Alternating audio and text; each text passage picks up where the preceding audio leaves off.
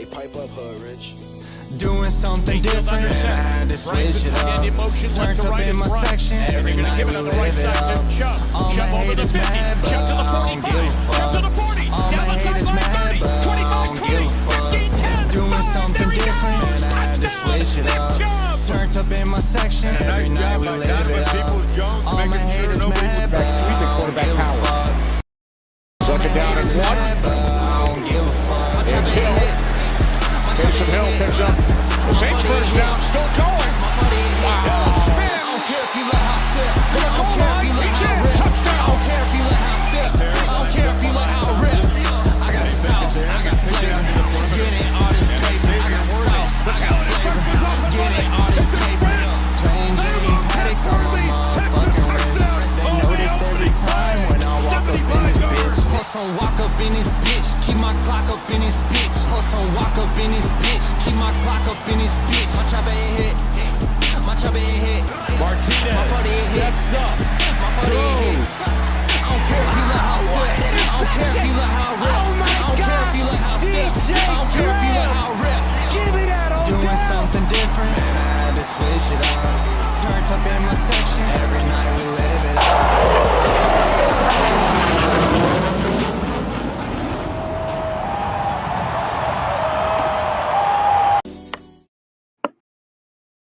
All right, perfect. Right on time. Woo! It took me a minute. But ladies and gentlemen, welcome back to a awesome show we have lined out tonight. We are actually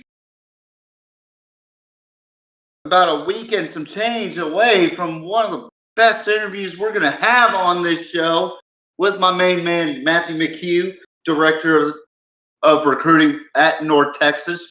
Shout out to him, by the way. Tonight we're going to be rolling with my UFL thought, and then afterwards give my top 10 QBs in this draft. And what's up, Starflow? Is that Starflow, JMO? I can't tell for a sec. And I'm wearing glasses, so bear with me. I got a pit bull terrier licking me all over my face, and I had to tell her to calm down before the show. Oh, man, we got rolling. All right, here we go. But ladies and gentlemen, welcome back to one of the hottest shows on YouTube, the Pigskin Mafia Podcast. Let's get up to 150 subscribers tonight, maybe more. Just saying. We got a great show in the next couple of weeks because not only are we going to have the draft special, the 4th edition of the draft special, but Matthew McHugh joins us next week, next Thursday. It's going to be a loaded lineup. I'm excited for it. JMO is currently doing the 1s and 2s right now. He's producing the show. JMO, the people want to hear your voice. How you doing, man? Doing all right. I've been better. It's been a tough day, but I'm doing all right. Thanks, TJ. That's good. Yeah. So let's get it started, shall we? It's gonna be a shorter show than usual. Let's start off with the UFL. My thoughts on the UFL so far. We are in week 3 in the UFL. Did you guys know that? Because I'm telling you right now,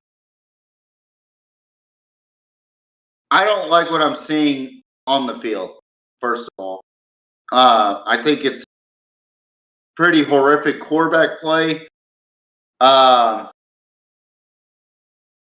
It's bad tackling on the defensive side of the ball. I think there's just a lot of bad fundamentals for the UFL. On the flip side, what I like is how they're managing the game. Now the NFL is going to implement some things from the UFL, and the NFL is already implementing things from the UFL, such as the kickoff, which they do it the wrong way, and the UFL does it the right way. Now they're going to implement the chip in football, which UFL has done for the past 2 years now, and I love what I see out of the chip because it marks exactly where the ball is spotted. when the player's down. Now the NFL likes to fucking keep stealing ideas from the smaller spring leagues or whatnot, so we'll see what happens with that. What I don't like in the UFL is the lack of attendance, lack of advertising for the UFL, because it goes hand in hand with the advertising and attendance for the home teams. Like, I saw a couple of games in Houston, Arlington, and another notable spot, Birmingham, who they were the defending champions, which they normally don't have a good crowd anyway. They don't really. I'll do whatever I want. Picture could stay where it's going to stay. Thanks, so. I appreciate you telling me how to fix my picture, but I'll just leave it that way to bother you. God, these people are unbelievable tonight, JMO. Yeah. Anyway, before I was rudely interrupted, let's just say this right now for the sake of the UFL. The UFL needs to be advertised better. What's up, Simhead Academy? K-Dub, just 2 weeks away before him and I and his brother will be live in Austin, by the way. We'll be live watching the draft special while JMO will be working the 1s and 2s as well that night. So it's gonna be an awesome night, and we're probably gonna be loaded that night. So the UFL to me needs more advertisement, not only for ESPN or Fox, but just the cities and the surrounding towns for those cities, like Birmingham and Houston. And let's be honest, why would you have a team in Houston and not have a team in Austin? Birmingham is the only professional team that I know of in Alabama, besides like the minor leagues, like the AAAs and the AAs or whatever. But we need, as a football fan base, we need to help the UFL with attendance. It is lackluster in the attendance cycle.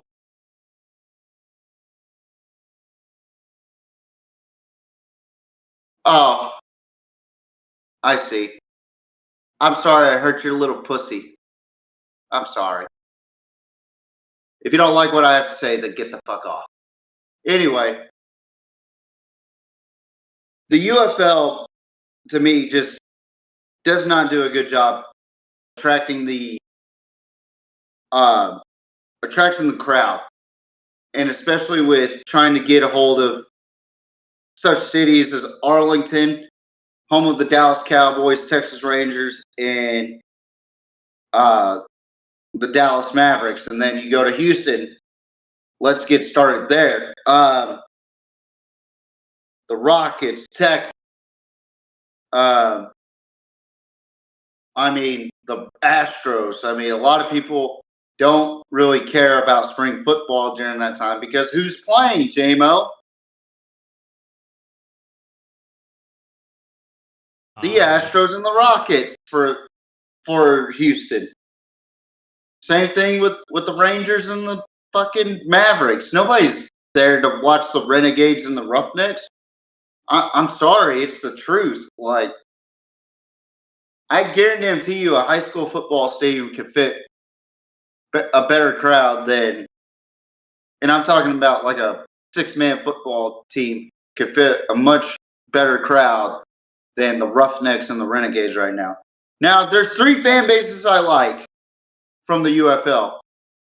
The DC Defenders, they got the Cup Snake, where it's like a big-ass line of beer cups, and they pour it. They call it the beer snake. I don't know if you've seen it, JMO, but it's awesome. I love it. It's their timely tradition, and they have a pretty decent size of fans there. And then not only that, I like San Antonio. It gets loud in that stadium.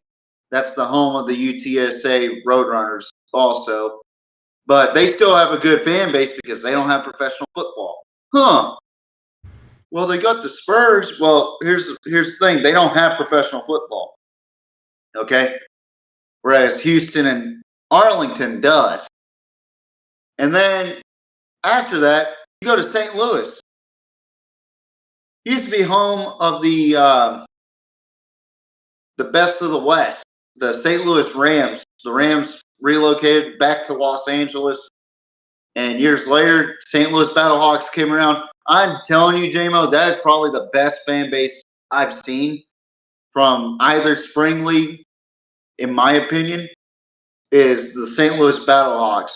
I mean, they dress up. They're crazy. I saw a fan smack another fan in the face, like actually open palm smack, and the other dude's like, yeah, like just crazy, you know? It's fucking insane.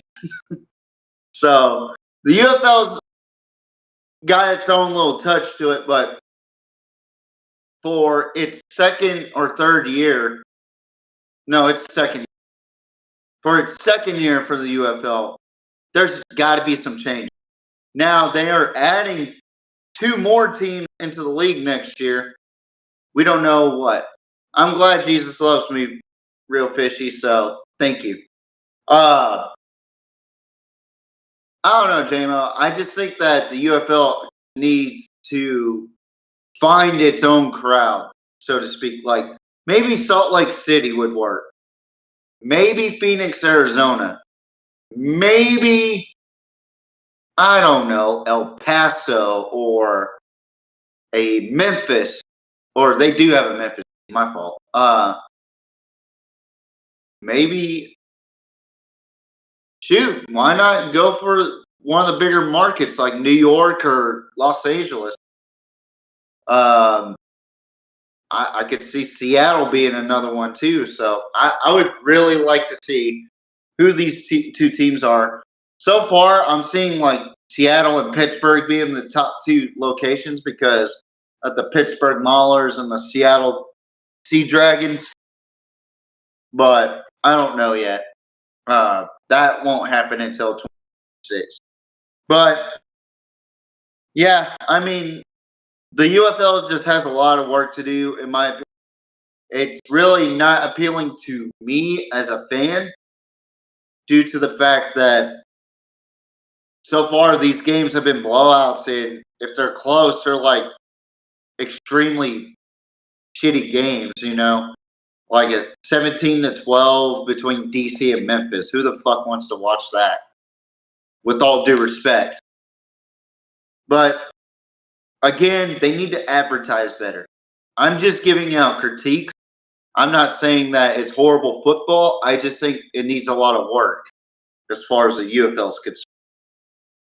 But, JMO, do you have any thoughts on this topic before we move on to the next one? I'm gonna be honest, dude. Like, I don't know much about UFL, so like, if you want my take on it, I'm gonna have to do like a 2-minute like search or something on the topic, and nobody's gonna like what I have to Well, you already kind of gave your take there. I don't know. I in other words, 3 words, ladies and gentlemen, I do not know, or 4 words, I do not know. Sorry, I was gonna say I don't know, but 4 words, yeah. I do not know. So it's okay. I don't watch UFL, so there you go. Yeah, that's it. I mean, is it because the advertising is not there, or is it not that appealing, or is it a mixture of both? To me, it's a mixture of both. I'm gonna just be honest, dude. I just don't care about it. Yeah. Like, I'm gonna keep it a buck with you. If I want to watch football, I'll wait for college football, and I'll wait for NFL football. As mid as it is, you know what? If I want to watch football, I'll wait for college, and I'll watch reruns. You know, that's usually what the NFL Network has around nowadays, or the spring games. The spring games are coming up. Well, NFL football just has not interested me, and has not interested me for a while. So, and we talked about it too. I just wanted you to bring it up. It's always, dude. When has UFL football started being relevant? Yeah, as in, I mean, Exactly. to me, and me and Caleb kind of talked about this too, and he brought up a good point.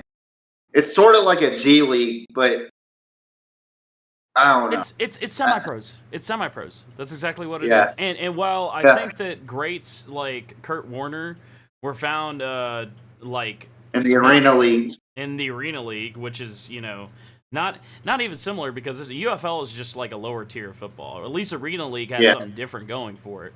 I mean, at least it was unique to watch. UFL has nothing unique going for it, in my opinion. And it's just like, dude, that's just like asking me to watch like my local, like not even high school. Like I would go watch a local high school game before watching a local like adult organized football game, bro. Like I don't get it. I don't get it. It's essentially the same thing as your local adult organized football league. And it's like, dude, I don't get it. And believe it or not, those exist. Believe it or not, I have seen Yeah, those. the 37Us. Have you seen those videos? I have. And Oh it's like, my I'm God. not downing those guys, but they're just not. What's the point, TJ? What's the point in watching them? Are you going to get anything out of it? Are we going to find any good NFL players that are, that are hiding in plain sight, like from the UFL? I mean, look at AJ McCarron. Like last year, he played in the UFL and then retired, Yeah, and he was a career backup in the NFL. precisely. You know what I mean? Like So, it's almost like a last chance league. not even So the to last speak- chance. It's a congratulations, you're going to retire your league. So, God damn, yeah, I mean, so brutal. I mean, if So you- brutal but honest, and you I want love my that. take on it? You want my take on it? You want? Yeah, go ahead. I was saying, if you want my take on it, that's my take. UFL No, I got is substandard. It has not been. It's really just. It shouldn't even be a thing at this point. I'm Yeah. gonna be honest with you. It's somewhere for has-beens to live out their dream. Yeah. That's it. Why do I look red in the fucking live? I look fucking red. I hate to admit it. Like- That's how. Like that's how I you just look got on done eating That's how you look Like on I just every got screen eaten. I have you on. So yeah, you're probably just red in real life. You should probably go check the mirror. But I mean, like, made red, man, red. but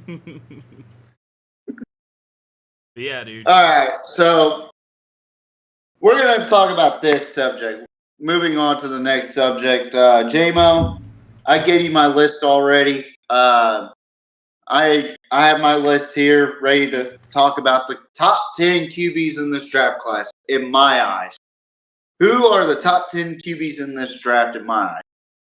And I'm not going to sit here and sugarcoat anything because I'm going to be brutally honest. And JMO is probably surprised about my list Not really. because of who I said is the most ready NFL quarterback and where his placement is right now.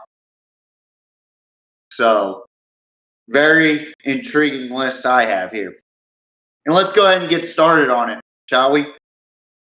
For number one, the top rated QB in my eye, folks, I have Jackson Dart from Ole Miss at number one. Why do I have him? I think he has one of the most incredible deep balls that we've seen in college heading into the NFL. I think he's probably one of the more athletic guys in this draft class, and what he's done over there at Ole Miss is unbelievable. And I think he's the most calm, cool, collected quarterback in this draft class. If I'm gonna keep it real with everybody, I think he has a certain moxie that a certain team like the Pittsburgh Steelers could use. I think that Jackson Dart is going to end up being the he's going to be a very interesting pickup. I think he's the Jaden Daniels of this draft, if I'm being honest. And then number two is a guy that I think is uber talented at QB, but he needs to work on his work ethic. Cam Ward, Miami. I dropped him down to 2 because of that reason. I feel like that he's unmotivated at times. He's very unfocused at times. He looks like he's not willing to put in the effort for Miami. The U, shout out to the U. But again, he has a nice deep ball. I like the way he throws the ball too. When he played at Washington State, he played with more of care, in my opinion. But when he played at Miami, it just seemed like he had too many superstars that he was like, all right, fuck it, they could catch the ball that way. And let's not mistaken Restrepo's 40 time.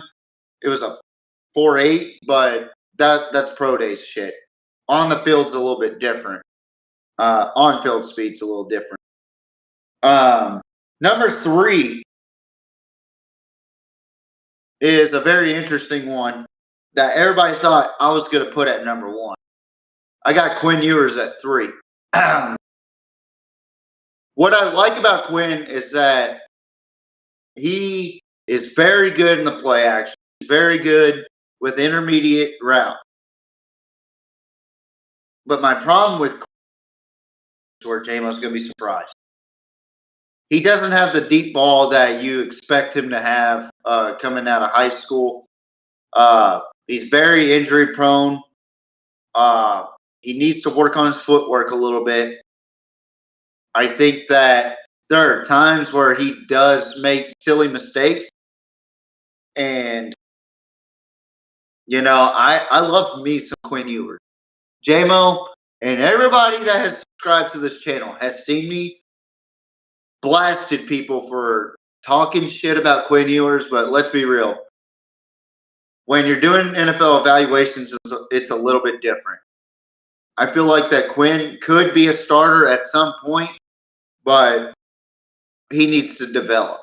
I feel like if he goes to the Rams and be Matthew Stafford's successor, I think that would be 10 out of 10. 10 out of 10. And I feel like that's the direction that he's going to go. I feel like he's going to get drafted to early mid second round for the Rams. I like it. I like that pickup for the Rams. If I was going after Matthew Stafford's successor. I mean, let's be real. Matthew Stafford's getting older. Okay? And who better to back him up than Quinn Ewers? I feel like that's a very good comparison between the two. Now, everybody's going to hate me for this. J-Mo's going to love me for this. Well, actually, he's going to ask me, why do I have this guy so freaking high? And here's my reason. I got Shedeur Sanders at 4. Go ahead, J-Mo, ask why. No, I'm not going to. I have my own list. I mean, you can tell them why, but I have my own list, and you'd be surprised where I put him. So. Gotcha. All right, so to me, Shedeur, he has the makings of a great QB in the NFL, but the problem is he waits too long and flat-footed at times. That affects his deep throw accuracy, and also it affects his accuracy in general. I think he holds on to the ball too long, which causes most of his sacks. I think that Shedeur has a really good intermediate game, just like Quinn, but I feel like if he were to play in the SEC, he would have had a worse passer rating than Quinn Ewers. I just don't think that Shedeur right now is ready to start for an NFL team. Maybe back up Derek Carr or possibly, I don't know. I like Shedeur as a tough player. He is a tough player. He will get back up after a hard hit and spit blood and wipe blood off his mouth or whatever. And I love that about him. What I don't like is the off-the-field antics with the watch or whatever. And also the I think I'm better than everybody attitude, because it is the same way. Let's keep it real. It is Sanders' way. I respect Prime over anybody that played the position at corner. But Shedeur, to me, has not proven. What has Shedeur proven?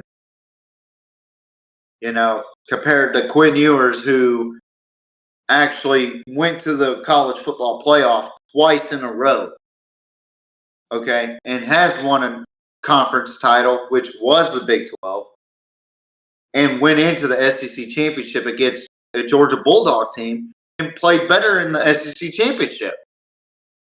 I just think that Shedeur, when it comes to bigger games, him versus Quinn, I think Quinn outtakes the bigger games. I mean, let's face it. Who has Quinn Ewers beaten in the bigger games? Michigan, Alabama, Oklahoma, Texas A&M, even though he didn't really play that great against A&M. Clemson, that Arizona State team that nobody really wants to talk about, they were actually pretty good. There's that fucking thumbs up again, J-Mo. God damn it. Is there a way we can take that shit off? Get another phone? No. You have another phone. That's funny. Now, in all seriousness, I think Shedeur just has a problem when it comes to big games. Like, it gets to his head. Whether you see it or not, I think it gets to his head. But I still think he's an outstanding talent as far as QB, but we'll see. Number 5. Now you're getting into my top 5. Kyle McCord from Syracuse. Now, why is Kyle McCord in the top 5 and not Will Howard? I think Kyle McCord was a better quarterback than Will Howard, in my opinion. He lacks a certain athleticism compared to some of these other quarterbacks, but I think Kyle McCord could succeed in this league. It's just a matter of where he goes, in my opinion. I like his intermediate throws. There are certain things that he does need to learn, his pocket awareness and whatnot, but I like Kyle McCord. I really do. I think he played outstanding over at Syracuse. He really proved to Ryan Day that he can outplay anybody on any given Saturday. And I think that we probably would have seen Ohio State undefeated instead of them having 2 losses on their record. But they still ended up with the national championship, so I can't really hate on the Buckeyes much. Number 6, Tyler Shough out of Louisville. This guy is supremely underrated. A lot of people are starting to notice now after the combine, when realistically you need to watch the film. The guy is a field general. I like Tyler Shough. I've liked him since he played at Texas Tech. He's got a lot of moxie on him. Watch out for Tyler Shough. Will Howard at number 7. Now, this list came out before I watched the Will Howard QB class with John Gruden. Shout out to John Gruden. I love that he loves football that much. I genuinely think that Will Howard has a really good cadence, and that's very underrated for football. J-Mo, you could probably answer this question. What's up? When it comes to quarterback cadence, how difficult is it to okay, let me rephrase this question. Is the quarterback cadence important to you, so to speak? 100%. I agree. And Will Howard has a really, really good cadence. I love his cadence. And a lot of people don't talk about that. There's a lot of QB guys that don't talk about cadence. Will Howard has an excellent cadence. And I know he did the clap in college, but when he got into the room with John Gruden, it looked like the student was there to learn. And that's one of the qualities you got to like as an owner, as a GM, that Will Howard is willing to learn, willing to correct his mistakes. And he did this season. Let's be honest. As much as I like to say that he's a good quarterback, I don't think he's better than the top 6 that I have right now. But Will Howard has potential, in my opinion. Number 8, I got Missouri's own Brady Cook. This guy I like a lot. Now, he's a little bit inaccurate, but I'll say this. I like Brady Cook. I like his toughness. I love when he hits Luther Burden. I know that he's not going to have Luther Burden next year or this year in the NFL, but he's going to be an outstanding quarterback in the league. I think I could see him being a good backup right now. And let's be honest, before I move on to 9, all these QBs need development. And I'm just going to say this right now. Not one quarterback has one thing over them or over everybody else. I think it's an even playing field on how good these quarterbacks actually are. There's just certain things that 1 or 2 are better at than the other 2. You know what I mean? But I like Brady Cook. Number 9. Now, this is a questionable one, in my opinion, because of the level of competition they played. And that's no disrespect towards the American Conference. It's just the fact that we're talking about guys that are in the Power 5 right now. And we've seen guys come out of Delaware that took a team to a Super Bowl. Joe Flacco. But Seth Hennigan out of Memphis. This guy's pretty good, man. I like what I saw out of Seth Hennigan, and he was one of 2 quarterbacks that ran the 40 pro combine. You know that, J-Mo? Yeah. He was one of 2 QBs because he wanted all the reps. He didn't want just the passing extracurricular drills. He wanted the 40-yard dash, too, to see where he was at. Of course, he ran a 4.7. Who cares? I don't think being a fast quarterback makes you a good quarterback. So, and I think he does very well in the pocket. I just think that he needs to be a little bit more accurate with his throws. Last but not least, Riley Leonard. Now, I watched him this season at Notre Dame. He didn't look good after the NIU or during the NIU game, but then we all know and saw that Notre Dame was rolling and rolling and rolling and rolling, you know. But I like Riley Leonard because he's a very intellectual quarterback. But the thing is, he's not very talented, in my opinion. Like, he has pretty good arm talent, but he's not athletic enough. Like, he'll get his runs in. Don't get me wrong. He's a power runner. He's not like Will Howard that'll make a couple guys miss. He's not like Jackson Dart where he can run people over and make people miss. He's not like a guy that I don't even have on this list, but Jalen Milroe that'll make you miss by his speed. Riley Leonard is a power quarterback. If you wanted to, on a 3rd and short, do a tush push type of thing because they still haven't banned that play, that's your guy. But Riley Leonard, he's not a really good deep ball thrower. He's questionable on the intermediate throws sometimes, but I do like that he shows a lot of heart in the game of football and could have led Notre Dame to a historic comeback against Ohio State in the national championship, which I was almost correct, by the way. So, miss me with the bullshit of I don't know football. But, yeah, that's my top 10, folks. I'll post it later on this week, my top 10 QBs heading into this draft. JMO, what's your thoughts on my list? Do you like it, or do you think there's some QBs that need to be put in and kicked out? What do you think, brother? Well, I mean, I don't know, man. Like, to me, I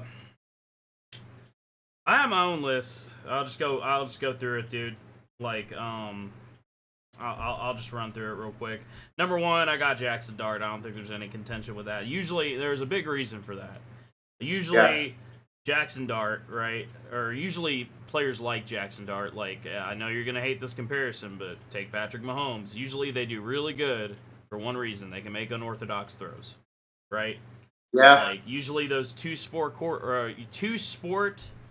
quarterbacks, usually with baseball and football experience, do really good because they can make unorthodox throws. That, coupled with his legs, makes me think he is the best quarterback in this draft class. Number 2, I have Quinn. I think you I think even though we talked about it before, I think you're underestimating his deep ball ability just a tad. I don't think it's worse than Cam Ward or Shedeur. I think he still holds his own as one of the best quarterbacks in this draft class. I think so. For that reason, I think he is number 2. Just that and his poise. His poise is the biggest thing. Like, I'll take Quinn over Cam and Shedeur for one reason. Who's gonna stay cool, calm, and collected in a 4th and 15 situation? You know, in the NFL. I like that. And I've actually seen Quinn do it versus the other two. So yeah. Cam is my number 3. He's just an outright good quarterback. He's athletic. I think we got to give it to him. He's one of the best he's one of the best quarterbacks in this draft class, but I don't think he's number 1. Shedeur is number 4 for me. And then wow. Yeah. I don't have him in the top 3 at all. I thought you were going to drop it way lower. No, wow, good job, J-Mo. Yeah, he's kept your composure on this one. Tyler Show is number 5 for me. I like what he did at Louisville. I really think he's a very, very good quarterback. So much so that I think he's slightly better than Kyle McCord, and that was a hard argument in my head. Yeah, same here. I think that Kyle McCord, and not to say Kyle McCord isn't a great quarterback, because I like what he did at Syracuse as well, where I have number 6 as Kyle McCord. Now, this is where it differs a lot.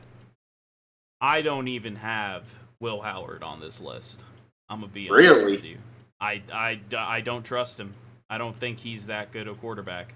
If I were to put him on this list, I would have put him at number 10, but I put somebody else at number 10. You'll see. Number 7, and this is based on their ability to win this season, was Curtis Rourke from Indiana. Wow. Yeah. The reason why... What is he, like, fucking 30? The reason why is his ability to win. I've seen him multiple times against teams that weren't really that great, let's just be honest, but put in situations where he had to win, he did just that, and he executed.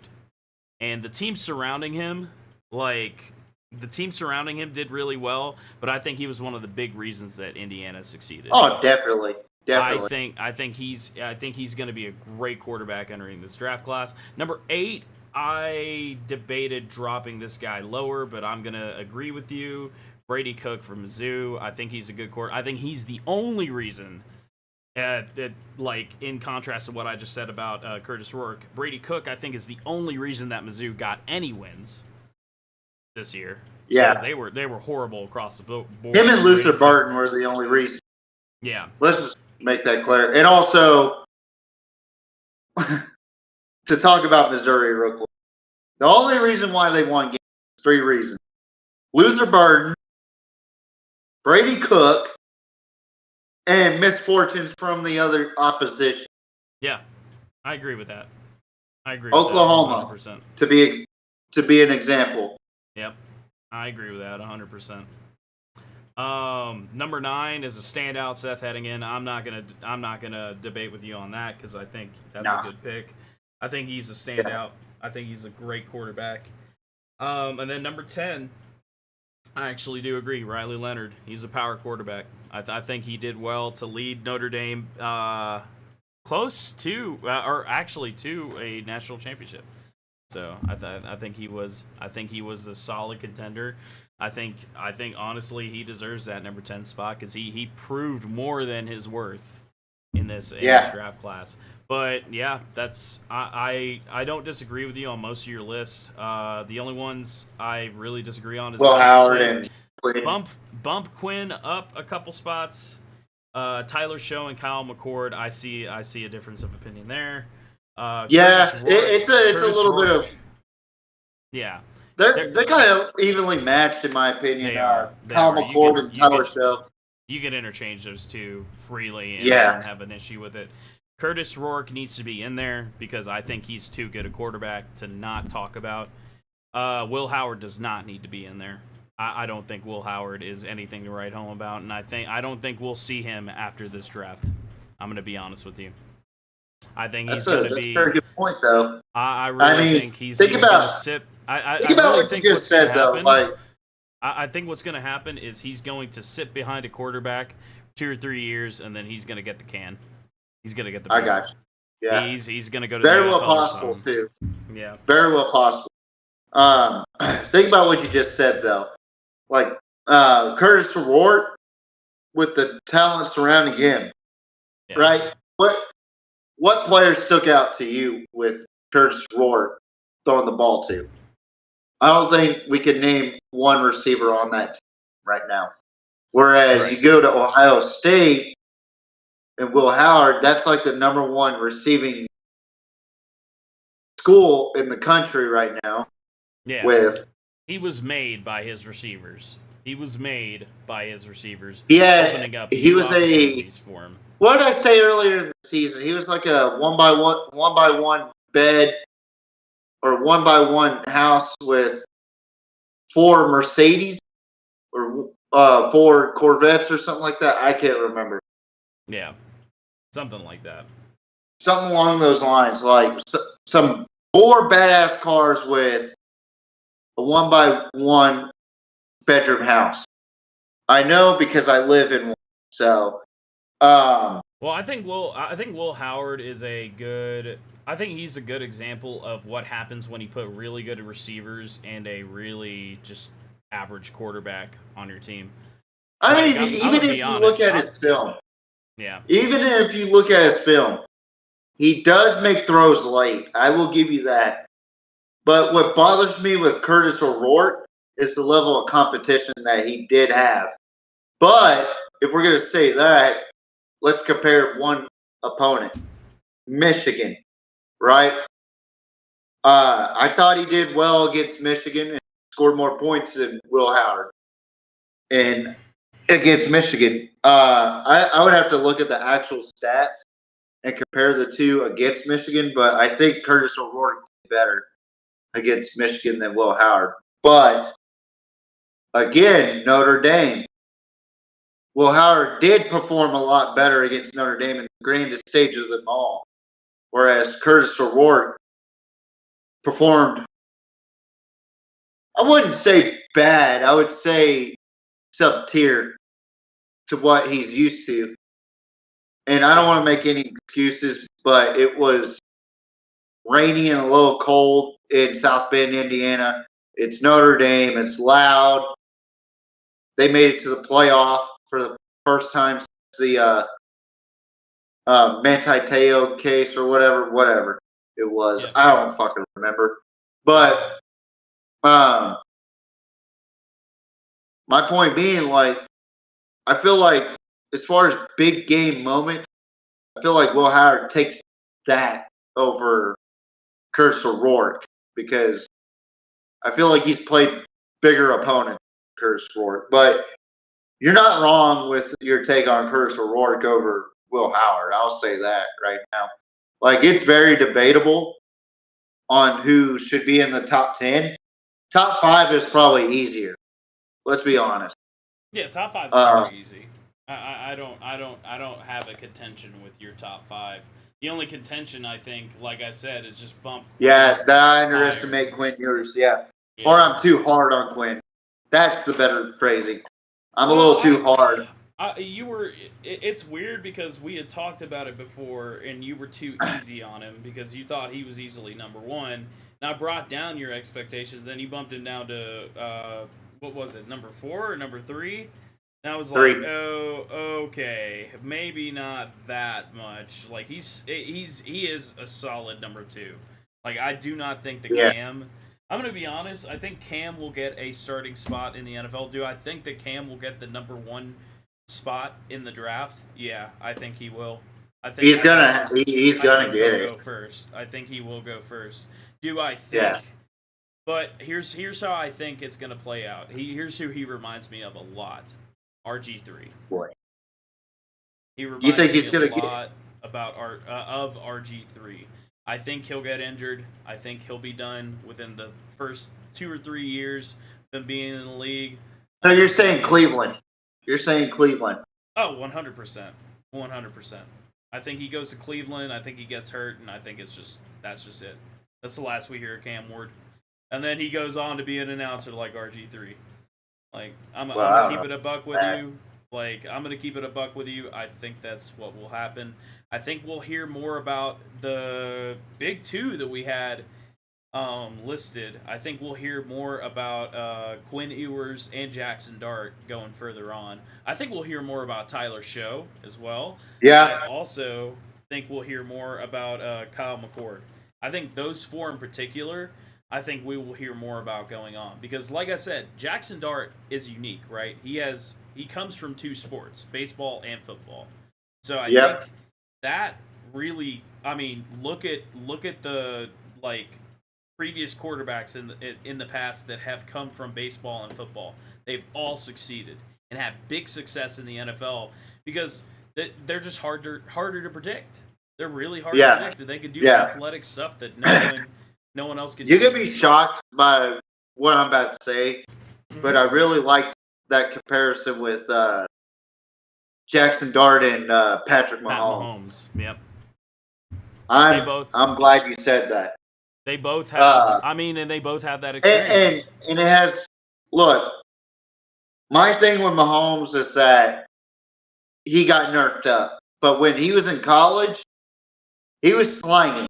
He was slinging and banging like crazy. Yes, but he was. I'll give him that. We're now looking at a QB who's playing smarter football because of a coach. And I'm not hating on Mahomes. I'm hating on the narrative on Mahomes. Let's just make that clear to the fans out there that have seen me talk about that he can't even throw a fucking hitch route, which, if I'm being honest on that, I was a little brutal on that one. I thought that he did have a lot of, he was getting rushed like a motherfucker in that game, let's be honest. But I still don't think that he's as superior as people think he is, so in the NFL. He just has the rings to back it up. Well, but I think coming in, he had that athletic ability that we're seeing in Jackson Dart.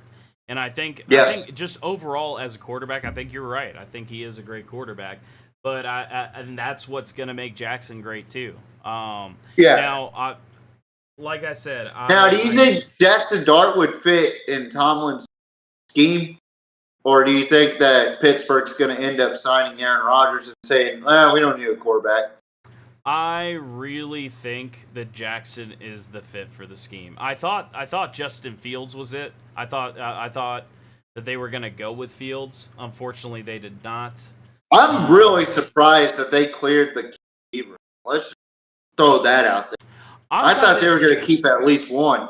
I'm kind of happy that they I'm phenomenally happy. You know, all hate aside, I am really phenomenally happy that they got rid of Wilson.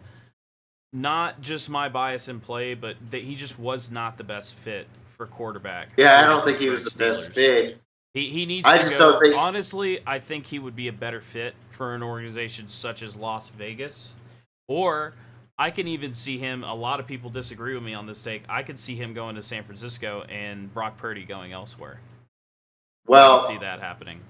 He's already with the Giants, so Right. But I think They if can we're have talking about organizations that he fits better with, I think Las Vegas and San Fran were the two that he would. I think best Aaron with. Rodgers fits better at San Francisco because I think that's the a place good he point. to retire. That is a good point. I will give you that. I think Aaron Rodgers is a phenomenal pick for San Fran.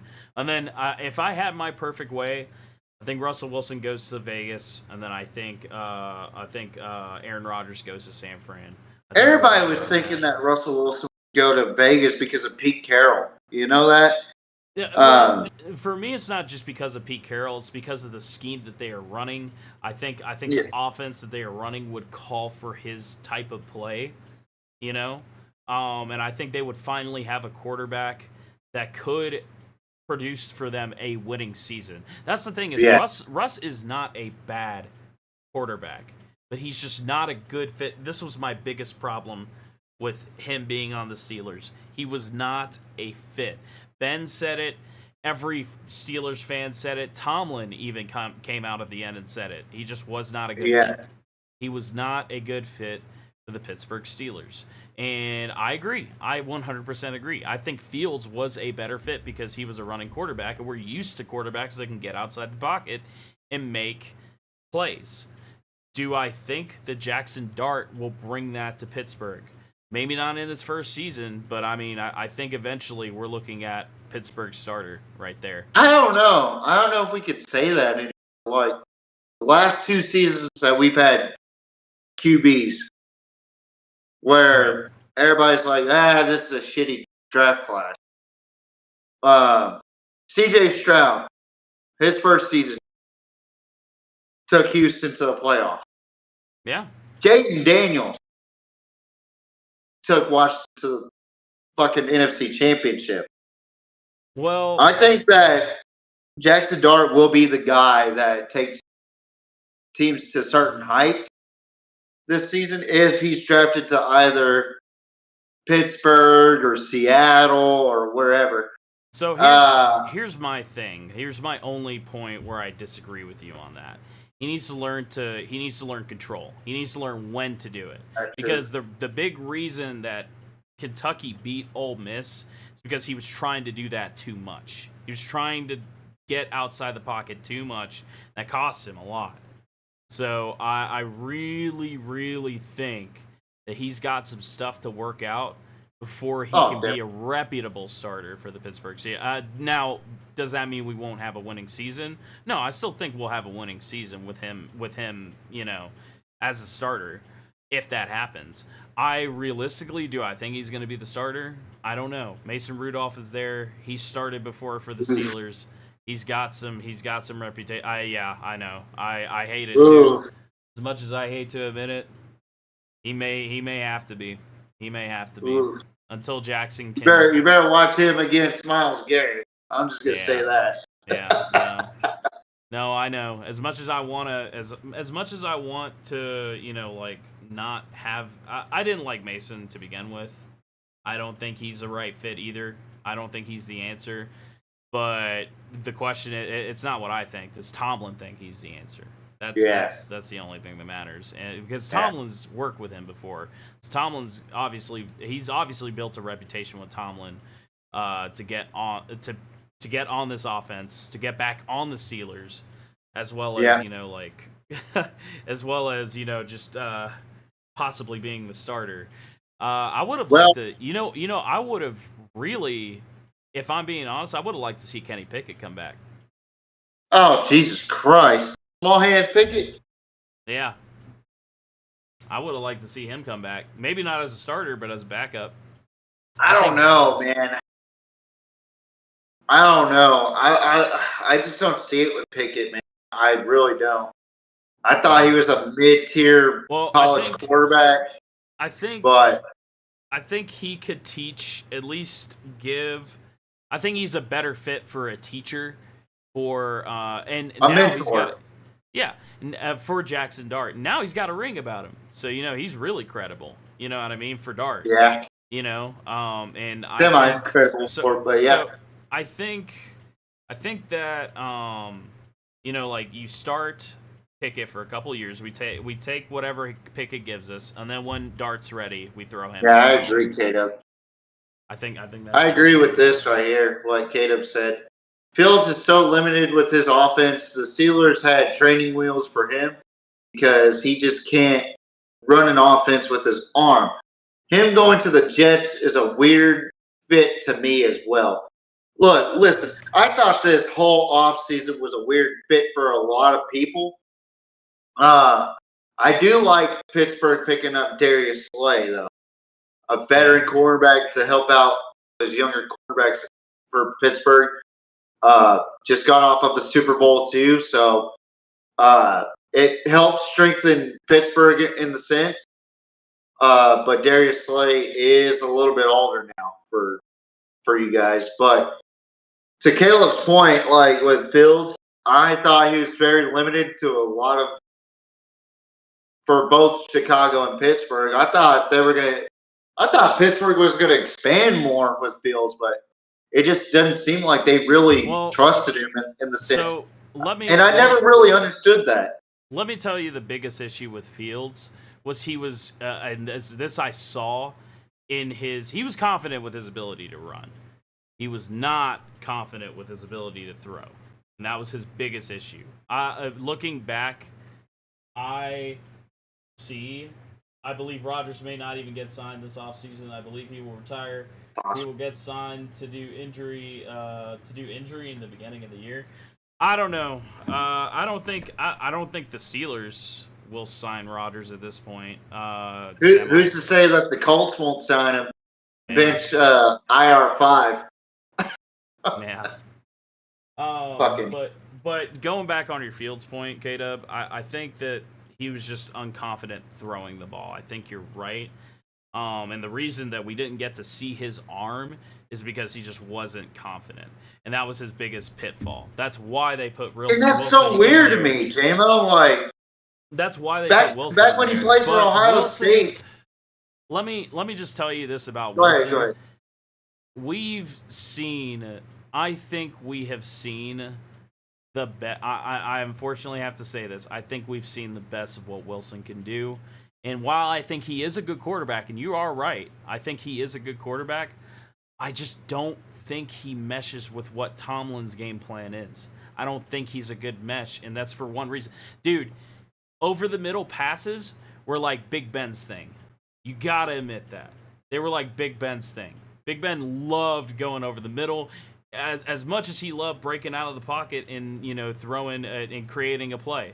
He loved throwing over the middle. Russ literally can't see over the middle of the line. So, let me talk to K-Dub real quick. Let me talk to K-Dub. This is where I'm going to say that if the Colts are relying on either Daniel Jones or Anthony Richardson, they're fucked. They are absolutely fucked. They are one key piece away from being a contender in the AFC South. I'm telling you, if they start Daniel Jones, they're fucked. If they start Anthony Richardson, they're fucked. Anthony Richardson can't even fucking throw the ball accurately. Daniel Jones is a fucking goof. I just don't see why Indianapolis doesn't pull the trigger on Aaron Rodgers. I think you would have a better chance of winning with an old man Aaron Rodgers than a fucking Daniel Jones or Anthony Richardson. And I know Coach JB's super high on Daniel Jones, and I know Big Smitty over there as well is super high on Anthony Richardson, but those two are not that good at quarterback in the NFL. And I understand I'm not even on the same level of football players, those guys. They are 1%ers. But when you look at the film, they both are not that good. And I don't see how Indianapolis is just going to be okay with it. They've dealt with Anthony Richardson for the past 2 seasons. Anthony Richardson is a puss. Let's be real. He's a puss. And Daniel Jones is a goof. Yeah. Yeah, I feel like that might happen too with Aaron Rodgers.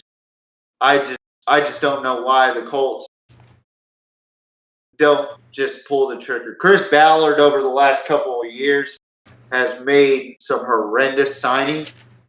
Has made horrendous draft picks, as you could tell by Anthony fucking Richardson.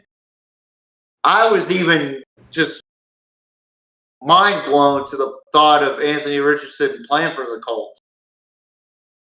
I mean, it was just unbelievable.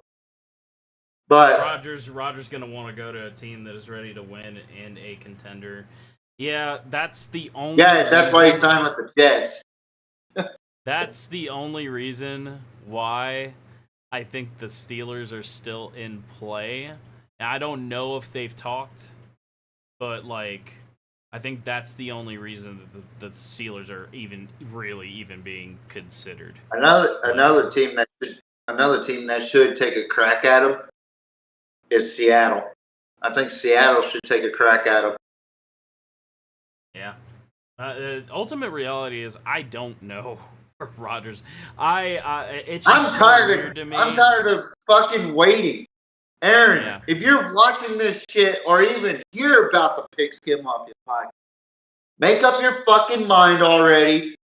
Stop using the ayahuasca dark room that you have to shield yourself in to concentrate. Because let's be honest, your play hasn't been that really good since you've been doing the ayahuasca in the dark room. You just need to make up your fucking mind. Are you playing or not? Because everybody's tired of waiting. I'm tired of waiting. It is the most ridiculous thing. And I like Aaron Rodgers. I really do. But when it comes down to him making decisions like this, it's just so weak. It really is weak. And the Jets are just a disaster of an organization. I don't know how you could even look at the Jets and say, yeah, they're a Super Bowl contender. And I know K-Dub's not saying that. I'm just saying that in general. I don't know how you could say the Jets are a Super Bowl contender. And we could say it all we want on paper, but history repeats itself so many times with the Jets. Ever since that Joe Namath Super Bowl, what have they done? You know, it's just... Yeah, I think the Vikings might still be an option too, but I don't know. Do you think Aaron Rodgers might stick it out through the regular season and sign with the Vikings maybe? That's possible. He might be stuck in the free agency before that trade deadline, signing deadline, or whatever it is for the free agency. So somebody could sign him to about a year contract or something. Kind of like a Jake or a Josh Dobbs or something like that type of situation. But I don't know what's going on with Aaron Rodgers. I'm tired of thinking about it. I think everybody is, honestly. But I want to see JJ succeed more than anybody. But I just don't know if he's ready, or I don't know if he can, you know. But that's just me. That's just, I don't know. This whole Aaron Rodgers has got me going crazy, dude. But we talked about possible draft scenarios, possible trade scenarios, signing scenarios for Aaron fucking Rodgers. J-Mo, what a great show tonight. Let's just say that. Yes, sir. I motherfucked somebody. Kato was in the chat chatting it up. Everybody was chatting it up. We had a pretty good show out tonight.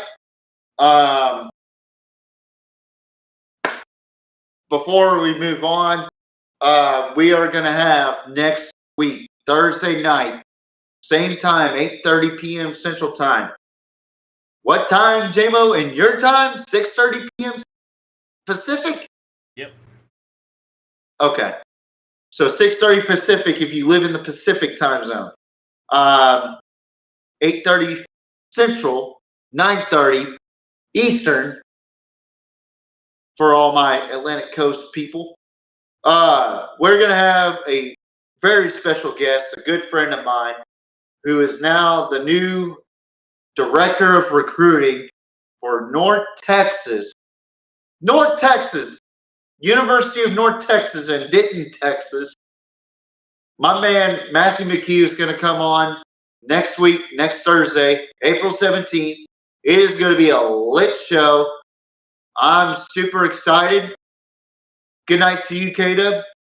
I'm pumped about it. J-Mo is pumped about it.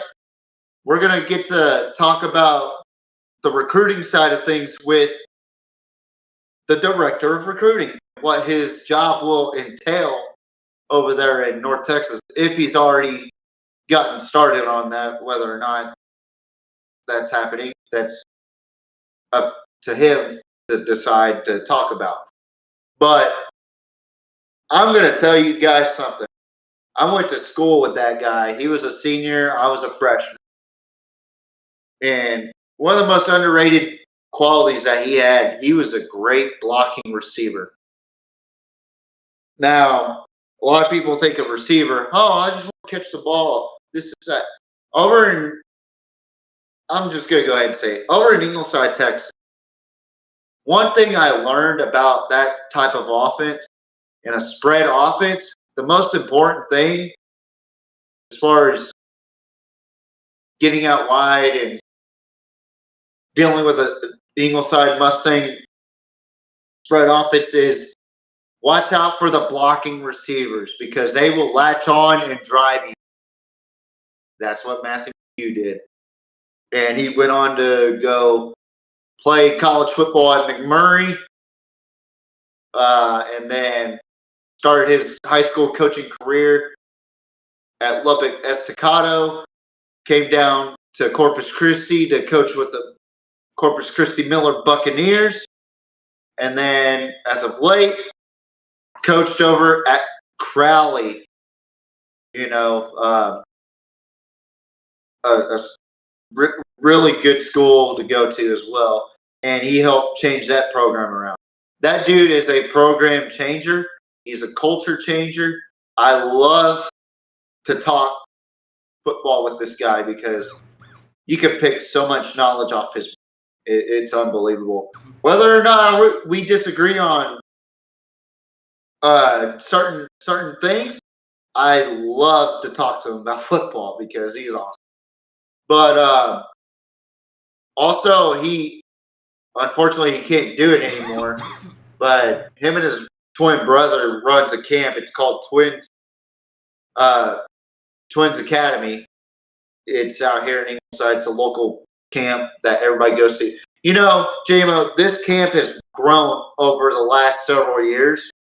Like, they're getting like 400 kids to like almost 1,000 kids at this freaking camp. I may be over exaggerating, but it's unbelievable, man. Like, someday I'll post it on the PMP and have an interview with one of the twins or whatever. But as of right now, he can't, due to the NCAA rules, he can't be a part of that camp as far as that, because that's just the way it goes. He's a director of recruiting. He can't do that, so it'd be a recruiting violation, unfortunately, even though that we're allowed to give kids $150,000 through NIL and poach kids out of the transfer portal. Crazy how the NCAA works, but that's just me. But I'm excited to have him on, Matthew McHugh. Tune into that next week. We had a great reception on Instagram about that announcement, JMO. One exciting time for the PMP. We're about to have our 4th edition of the draft special. I'm excited for it. We'll be live in Austin, Texas. It'll be me, K-Dub, and his older brother making a return to the PMP for the first time in about 3 years. Nate Wilburn. Man, what a show that's going to be. And then we're going to have our post-draft special that that Thursday. And we're going to break down the draft. What are our thoughts on the draft? What's our grades for the teams in the draft? And how are we feeling about the draft? Basically, me, you, and another guest, Kato, will be back that week after the draft special. And he'll start becoming like a regular thing. He's going to be more like an insider instead of a host, like myself and JMO are. So, and JMO, we'll talk more about it later. But what an exciting month this is. What an incredible month this is going to be, JMO. I'm super excited. JMO, before we get out of here, any final thoughts? Nah, man. Just stoked to be here, and yeah. Yeah, it's been a while since you've been on the pod, right? I think it's been it's been a while. Yes, sir. And then Billy just made her return today, too. How about that? She's probably telling me to go put water in her bowl. But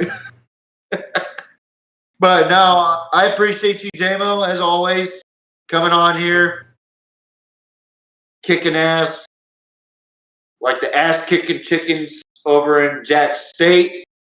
I bet nobody knew that, but John Gruden. That's another guest I need to have on is John Gruden at some point. Need to figure out how to get a hold of him. But I thank you guys for watching. It's been a hell of a show. It was actually supposed to be shorter, but we ended up rambling about everybody going through the free agency and all that. But that's why we're here. We're here to talk about football. So that's what I love about this place.